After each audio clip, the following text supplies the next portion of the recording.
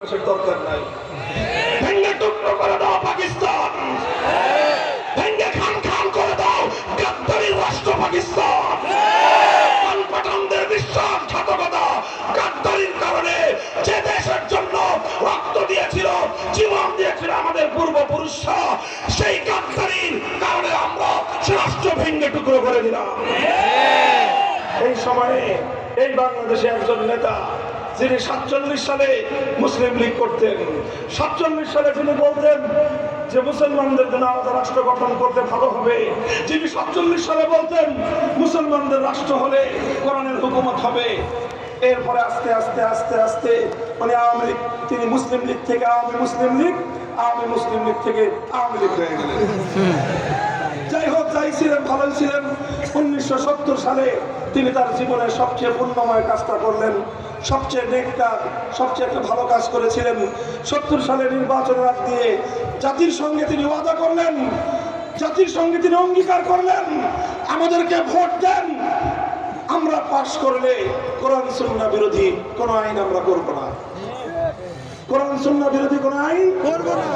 এটা 1970 সালের আওয়ামী লীগের নির্বাচনী ইশতেহার, শেখ মুজিবুর রহমান সাহেবের জাতির সঙ্গে ওয়াদা। এটা আমাদের মুখের জোরের কথা না, এটা বাংলাদেশের স্বাধীনতার দলিলে লেখা আছে। আজও পর্যন্ত 70 সালের আওয়ামী নির্বাচনী ইশতেহার পড়েন, সেখানে পরিষ্কার জাতির সঙ্গে অঙ্গীকার করা হয়েছিল কোরআন সুন্নাহ বিরোধী কোনো আইন করবে না। এর ভিত্তিতে মানুষ তার দলকে ভোট দিল, সিল মারলো নৌকায়, এই পরিমাণ সিল মারলো ভারতবর্ষে দেখা হয় না, উপচে পড়লো। গোটা পাকিস্তানের মধ্যে নিরঙ্কুশ সংখ্যাগরিষ্ঠতা তারা পেয়ে গেলেন। কিন্তু পশ্চিম পাকিস্তানিরা তাদেরকে ক্ষমতা হস্তান্তর না করে 71-এর 25 মার্চ ভয়াল কাল রাত্রে বাংলাদেশের মানুষের উপর চরম বর্বর হত্যাযজ্ঞ চালালো। 26 মার্চ কালুরঘাট থেকে স্বাধীনতার ঘোষণা দেওয়া হলো। 1971-এর 16 ডিসেম্বর 9 মাসের মুক্তিযুদ্ধের পর বাংলাদেশ স্বাধীন হলো। স্বাধীন হওয়ার পর শেখ মুজিবুর রহমান সাহেব পশ্চিম পাকিস্তান থেকে মুক্তি পেলেন, গেলেন লন্ডনে। তারপরে তার সঙ্গে যোগাযোগ হলো শ্রীমতী ইন্দিরা গান্ধী, ভারতের প্রধানমন্ত্রী তৎকালীন ইন্দিরা গান্ধী সাহেবা। তিনি শেখ মুজিবুর রহমানের মুজিব কোটের পকেটের মধ্যে ছোট্ট একটা চিরকুট লিখে দিলেন। আর সেই চিরকুটের মোট কথা ছিল এই, যেই দেশটা স্বাধীন হয়েছে এই দেশটাকে স্বাধীন রাখা যাবে না, এই দেশটাকে এমন একটা সংবিধান বানাতে হবে যেই সংবিধানের দ্বারা এই দেশটা চিরদিনের জন্য ভারতের গোলাম হয়ে যায়। এরপর তিনি আসলেন, এসে একটা সংবিধান করলেন, যেই সংবিধানটা ছিল ভারতের গোলামীর সংবিধান, যেই সংবিধান ছিল বাংলাদেশের মানুষের সঙ্গে 100 বছরের আন্দোলন সংগ্রামের সঙ্গে গাদ্দারি আর বিশ্বাসঘাতকতার সংবিধান, যেই সংবিধান ছিল 1970-এ জাতির সঙ্গে তার কৃত নির্বাচনী ওয়াদা এবং অঙ্গীকার ভঙ্গ করে বিশ্বাসঘাতক হওয়ার সংবিধান। তিনি সেই সংবিধানের মূলনীতি দিলেন, সেই মূলনীতি, সেই মূলনীতি ভারতের সংবিধানের আলোকে জাতীয়তাবাদ, ধর্মনিরপেক্ষতাবাদ, গণতন্ত্র, সমাজতন্ত্র, চার মূলনীতি দিয়ে তিনি সংবিধান তৈরি করলেন। আর এটাকে নাম দিলেন মুক্তিযুদ্ধের চেতনা। অথচ 1947 থেকে 1971 পর্যন্ত 26 বছরে কোনদিন বাংলাদেশে কোন নেতা, কোন খেতা, কোন দল, কোন আওয়ামী লীগ কেউ কোনদিন ধর্মনিরপেক্ষতার কথা বলে নাই।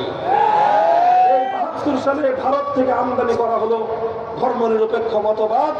আর এই ধর্মনিরপেক্ষ মতবাদ কায়েম করে শেখ মুজিবুর রহমান সাহেব ওয়াদা করেছিলেন কোরআন সুন্নাহ বিরোধী কোনো আইন করবেন না। তিনি কি আইন করলেন? এদেশে ইসলামী রাজনীতি নিষিদ্ধ। তিনি বললেন কি, করলেন কি? সবচেয়ে বড় নেক কাজ করেছিলেন 1970 সালে, সবচেয়ে বড় বদ কাজ, সবচেয়ে বড় অপকর্ম, সবচেয়ে বড় গাদ্দারি করেছিলেন 72 সালে। এরপরে এই অপকর্মের প্রায়শ্চিত্ত করেছেন 75-এর 15ই আগস্ট। ইতিহাস অনেক লম্বা। বিগত 50 বছর ধরে বাংলাদেশের মানুষকে 72-এর চেতনা, 72-এর ভেজাল চেতনা, 72-এর ভারতীয় চেতনা, 72-এর ইন্ডিয়ান চেতনা, 72-এর কুফরি চেতনা, 72-এর বাংলাদেশ বিরোধী চেতনাকে 71-এর চেতনা বলে মানুষকে খাওয়ানো হয়েছে। সালে ছাত্র জনতায় ধোঁকাবাজি করে ফেললো। এই জন্য গোটা বাংলাদেশের ছাত্র জনতা একসঙ্গে স্লোগান তুললো। রাতের অন্ধকারে সারা বাংলাদেশের সমস্ত বিশ্ববিদ্যালয়গুলো গর্জে উঠলো একটা স্লোগানে, তুমি কে আমি কে। এটা মাদ্রাসা ছাত্ররা বলে নাই, এটা বলেছে ঢাকা বিশ্ববিদ্যালয়ের ছাত্ররা, জাহাঙ্গীরনগরের ছাত্ররা, চট্টগ্রাম, রাজশাহী, খুলনা, গোটা বাংলাদেশের ছাত্র জনতা একসাথে বলল, এই ৭১-এর চেতনার নামে ৭২-এর এই ভণ্ডামির চেতনার দেশের মানুষ সহ্য করবে না। মোহতারাম হাজিরিন, আমার আলোচনা শেষ। এখন আমি আজ 2024 সালের ডিসেম্বরের শেষ প্রান্তে দাঁড়িয়ে 2025 সালের সূচনা লগ্নে দাঁড়িয়ে আজ আমরা একটা কথা বলতে চাই, বাংলাদেশ আর ভারতীয় আধিপত্যবাদ মানবে না, ভারতের গোলামি করবে না, বাংলাদেশে ভারতের কোন সেবাদাস ক্ষমতায় থাকতে পারবে না, বাংলাদেশে আর কোনদিন কোন ভারতীয় গোলাম দাসী ক্ষমতার বস্ত্রতে বসতে দেওয়া হবে না।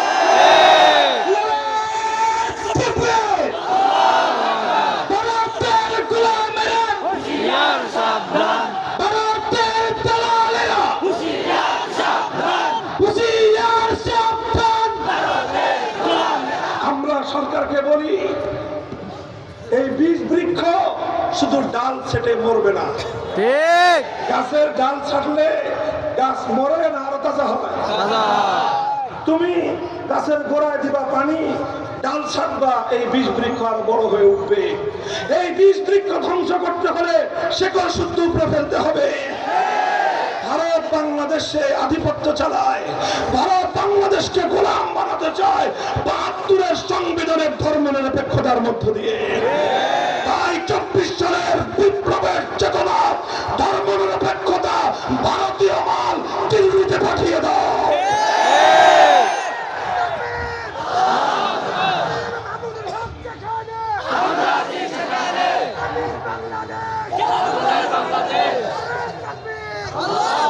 এটা হলো প্রথম কথা, যে ধর্মনিরপেক্ষতা নামক সেকুলার ধর্মের সংবিধান মুসলমানদের দেশে চলতে পারে না।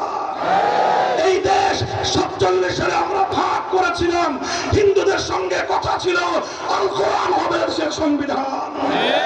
এই ভাগ ছিল মুসলমানদের ভাগ, এ ভাগে কথা ছিল আইন চলবে একমাত্র কার। আজ আমাদের সঙ্গে ৭৫ বছর ধরে, প্রায় ৮০ বছর ধরে আমাদের সেই প্রাপ্য অধিকার থেকে আমাদেরকে বঞ্চিত করা হয়েছে। এবার বৈষম্যহীন বাংলাদেশ গড়ার অঙ্গীকার।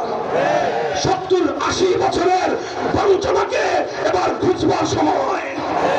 এবার বাংলাদেশের মানুষ তাদের ১০০০ বছরের অভিপ্রায় আল্লাহর কোরআনের আইন বাস্তবায়ন করবার সময়। এই জন্য সংবিধান সংস্কারের যে আওয়াজ, এখানে আমাদের পরিষ্কার প্রস্তাবনা হলো, এই সংবিধানে আজ এমন একটা ধারা সংযুক্ত করতে হবে, যেই ধারার মূল কথা হবে এ দেশে ইসলামী শরিয়া বিরোধী, কোরআন সুন্নাহ বিরোধী কোন আইন, কোন বিধিমালা চলবে না। থাকলে বাতিল আর অকার্যকর বলে গণ্য হবে। এই সংস্কার, বেশি সংস্কার লাগবে না, শুধু একটা ধারা সংযুক্ত করেন, ইসলামী শরিয়া বিরোধী কোন আইন থাকলে মুসলমানদের দেশে সেটা অকার্যকর হবে। এটা আমরা এখন দাবি করতেছি, এখন দাবির পর্যায়ে থাকবো, আর কিছুদিন আমরা এটাকে দেখবো যে এটা কি করা হয়। ঠিক কথা বলেন, ঠিক না বেঠিক? ৫ই আগস্টের বিপ্লব বাংলাদেশকে মূর্তিমুক্ত করার বিপ্লব। ৫ই আগস্টের বিপ্লব এদেশ থেকে তাওহীদ বিরোধী, শিরকের সিম্বল সমস্ত মূর্তি বঙ্গোপসাগরে ভাসিয়ে দেওয়ার বিপ্লব। এই বিপ্লব ইসলামী বিপ্লবের সূর্যোদয়ের আগের সুবহে জাদিদ। এই কথা পরিষ্কার বলি, যদি আজ আমাদের এই কথা ভালোই ভালোই মান্য না করা হয়, তাহলে আমি তোমাদেরকে বলবো, তোমরা প্রস্তুতি নাও। প্রতিটি স্কুলে, প্রতিটি কলেজ, প্রতিটি ইউনিভার্সিটি, প্রতিটি আলিয়া মাদ্রাসা, প্রত্যেকটি কওমি মাদ্রাসা তোমরা দুর্গ করে তোলো। প্রজন্ম ঐক্যবদ্ধ হও, হাতে হাত রেখে টেকনাফ থেকে তেঁতুলিয়ায়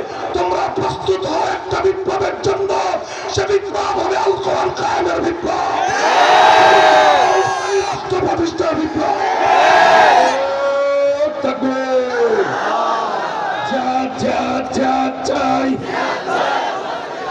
জিহাদ করে বাঁচতে চাই, জিহাদ চাই। এই বিপ্লবের জন্য প্রথমে মাথার ঘাম পায়ে ফেলতে হবে, করবে তো? আমাদের অন্ধকারে চোখের অস্ত্র ছেড়ে আল্লাহর কাছে সাহায্য চাইতে হবে, চাইবা তো? ইনশাআল্লাহ। এরপরে ঘাম আর অস্ত্রের পরে প্রস্তুত হতে হবে আগস্ট বিপ্লবের মতো শুধু 2000 নয়, প্রয়োজনে 2 লক্ষ তাজা প্রাণ, চাইলে 2 কোটি তাজা প্রাণ শহীদি ঈদগাহে আল্লাহর কোরআনের রাজ কায়েম করবার জন্য শাহাদাতের জন্য প্রস্তুত থাকতে হবে। ইনশাআল্লাহ।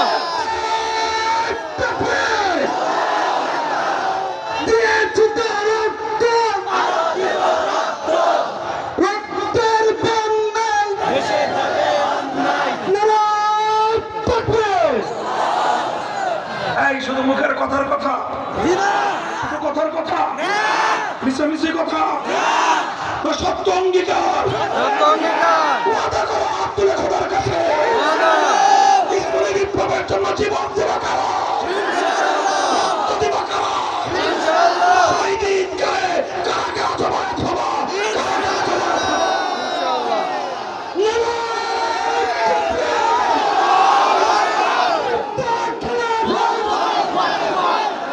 হয়তো খেলাফত। আমরা আছি তোমার সাথে। হক এগিয়ে চলো। সকল খুঁটিনাটি ভেদাভেদ, সকল শুরুটি ইখতিলাফ